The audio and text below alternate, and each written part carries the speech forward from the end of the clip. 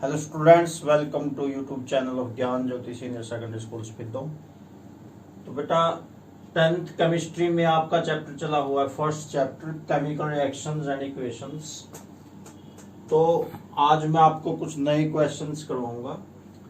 First question देखो, science का पहला ही क्वेश्चन है एनसीईआरटी का, साइंस के सिलेबस का 10th साइंस का पहला ही क्वेश्चन है।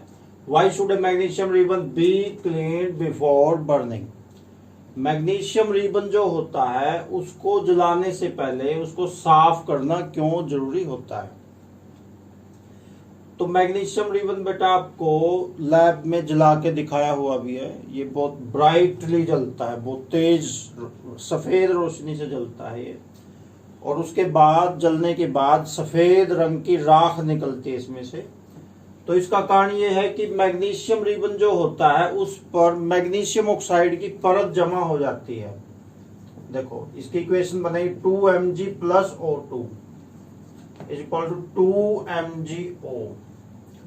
मैग्नीशियम Mg होता है और ऑक्सीजन के साथ मिलके मैग्नीशियम ऑक्साइड MgO की परत जमा हो जाती है, और ये परत उसको जलने नहीं देती, साफ बढ़िया जलने नहीं देती, इसलिए उसको रेगमार से अच्छे तरीके से साफ कर देते हैं ताकि वो बढ़िया तरीके से जलने लग जाए। बस यही इस क्वेश्चन का आंसर है, क्योंकि MgO की परत जम जाती है और ये परत उसको सही जलने नहीं देती, इसलिए उसको रेगमार से साफ कर देते हैं ताकि वो बढ़िया जले।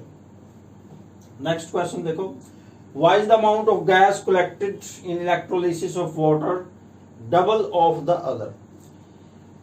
तो देखो बेटा, पानी दो गैसों से मिलके बनता है, हाइड्रोजन और ऑक्सीजन। पानी का फॉर्मूला होता है H2O। दो ही गैसें इसमें, हाइड्रोजन और ऑक्सीजन।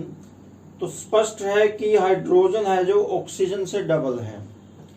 तो अब इन गैसों को अगर अलग अलग करना है, हाइड्रोजन और ऑक्सीजन को अलग अलग करना है पानी में से, तो पानी में इलेक्ट्रिक करंट पास करवाते हैं।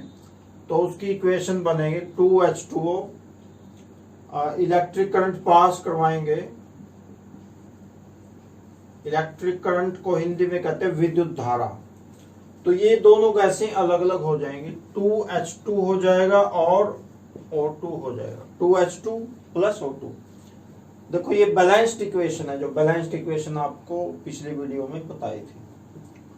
तो इसमें हाइड्रोजन गैस है जो ऑक्सीजन से डबल है, यही इसका आंसर है। तो इसने यही पूछा है कि क्यों डबल है, क्योंकि हाइड्रोजन के मॉलिक्यूल्स ऑक्सीजन से ज्यादा होते हैं, डबल होते हैं। तो हाइड्रोजन गैस ऑक्सीजन से डबल होती है, उसका यही कारण है, क्योंकि हाइड्रोजन और ऑक्सीजन का रेशियो 2:1 है, 2:1 रेशियो है। तो इस कारण जो हाइड्रोजन गैस है वो ऑक्सीजन से डबल है।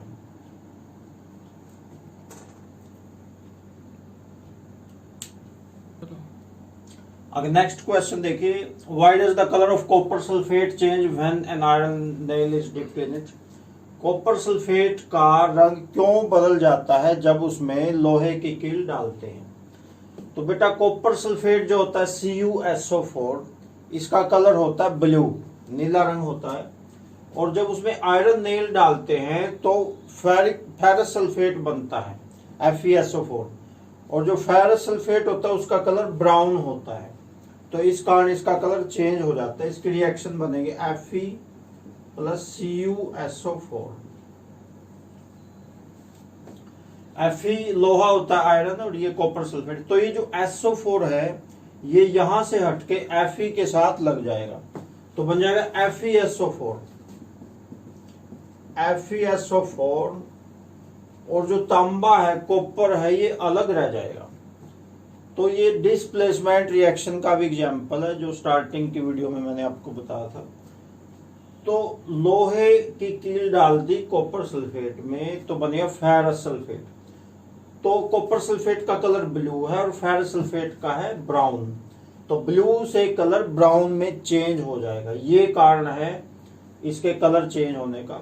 और इस रिएक्शन में तांबा भी मिलता है, कॉपर भी मिलता है इस रिएक्शन में, लेकिन महंगा पड़ेगा अगर इस रिएक्शन से कॉपर निकालेंगे तो। आगे नेक्स्ट क्वेश्चन देखिए, why is respiration considered an exothermic reaction. Respiration क्या होता है? रेस्पिरेशन को हिंदी में कहते हैं श्वसन क्रिया।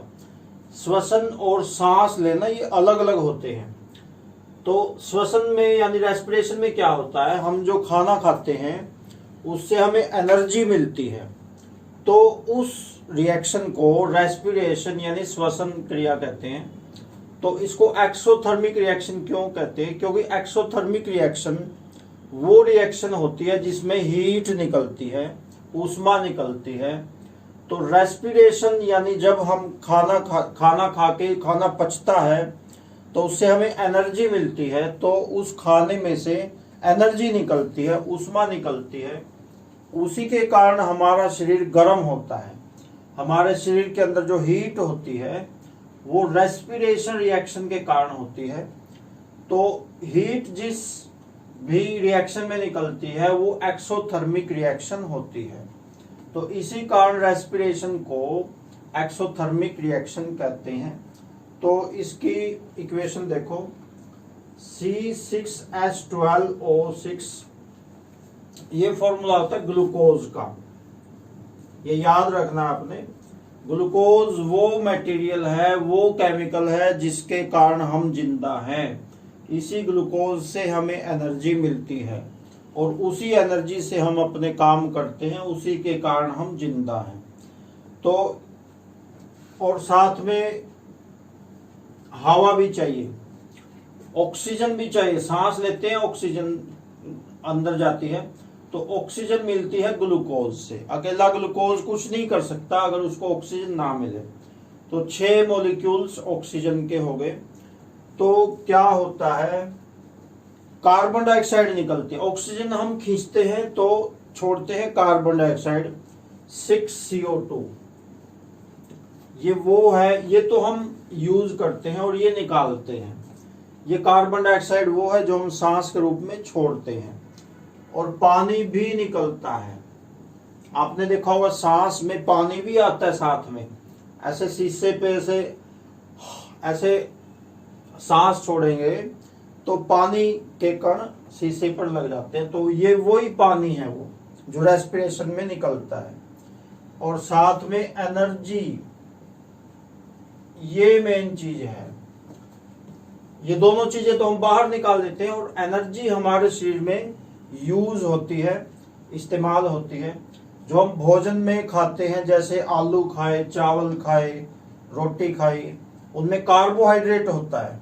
तो वो अंदर जाके कार्बोहाइड्रेट का ग्लूकोज बन जाता है और ग्लूकोज फिर ऑक्सीजन के साथ रिएक्शन करके एनर्जी निकालता है। और एनर्जी निकालने के कारण ही रेस्पिरेशन को एक्सोथर्मिक रिएक्शन कहते हैं। क्योंकि एक्सोथर्मिक रिएक्शन वो रिएक्शन होती है जिसमें एनर्जी निकलती है।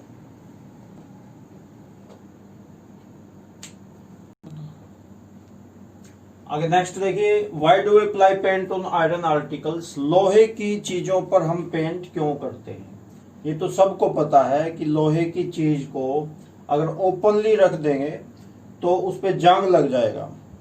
तो पेंट करने से जो हवा लोहे के आगे तक नहीं जा पाएगी, क्योंकि पेंट की परत अड़ जाएगी और जो हवा है वो लोहे तक नहीं जा पाएगी।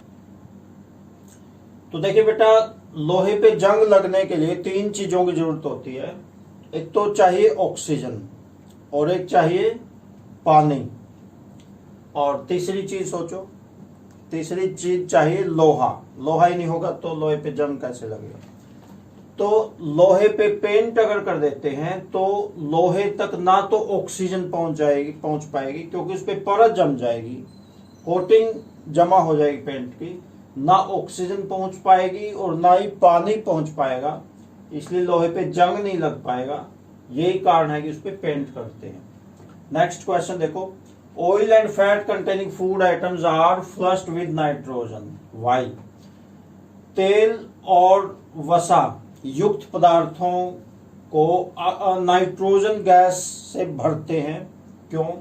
आपने देखा होगा कुरकुरे के पैकेट खरीदते हैं, वो इतना बड़ा पैकेट होता है, कुरकुरे उसमें निकलते हैं थोड़े से। तो इतना फूला हुआ पैकेट क्यों बनाते हैं उसको? कुरकुरे जब थोड़े से हैं तो इतना क्यों फुला देते हैं उसको? तो उसमें गैस भरी होती है। वो गैस कौन सी होती है? Nitrogen gas. तो क्यों भरते हैं? क्योंकि नाइट्रोजन गैस है, ये इनर्ट गैस है, निष्क्रिय गैस है। तो ये ज्यादा रिएक्शन नहीं होने देती और ये तेल और वसा युक्त जो पदार्थ हैं उनको खराब होने से बचाती है। तो मेन यही कारण है कि वो खराब ना हो, वो उनमें सीलन ना पड़े, उनमें और कोई चीज ऐसी ना आए जिससे वो खराब हो जाए। तो ये गैस उनको खराब होने से बचाती है। आगे इसी से रिलेटेड एक टॉपिक है रेंसिडिटी। रेंसिडिटी को हिंदी में कहते हैं विकृति गंधिता। जो हिंदी मीडियम के स्टूडेंट्स हैं उनको भी मैं साथ के साथ हिंदी में भी बता रहा हूं। तो ये क्वेश्चन लिख तो मैंने बेशक इंग्लिश में रखे हैं, लेकिन बताता हूं मैं हिंदी में भी साथ के साथ। तो रेंसिडिटी विकृति गंधिता क्या होता है, इसी क्वेश्चन से रिलेटेड है। ये वो प्रोसेस है जिसमें ऑयल और फैट वाली जो चीजें हैं खाने पीने की, वो नमी से खराब हो जाती हैं। जैसे आपने देखा होगा कुरकुरे का जो पैकेट है उसको अगर खोल दें थोड़ी देर के लिए तो 4-5 घंटे बाद उनमें कुरकुरापन नहीं रहता। वो खाते हैं जब उनको तो करड़ करड़ की आवाज नहीं आती। उसका कारण यही है। तो वो जो आइटम्स हैं, फूड आइटम्स खराब हो जाते हैं नमी से, तो इस प्रोसेस को रेंसिडिटी कहते हैं। वैसे इसी क्वेश्चन में डाल सकते हैं, यही क्वेश्चन भी इसका आंसर भी काम आ सकता है रेंसिडिटी में। This process is called rancidity. उसमें इसी क्वेश्चन के आंसर में लास्ट में लिख दो तो रेंसिडिटी इसी में ही काम आ जाएगी, यही टॉपिक इसमें काम आ जाएगा। तो अभी इसी वीडियो में इतना ही रहेगा। तो नेक्स्ट वीडियो में मैं आपको एसिड, बेस एंड साल्ट्स, ये नेक्स्ट चैप्टर में आपको स्टार्ट करवाऊंगा। Okay, thanks.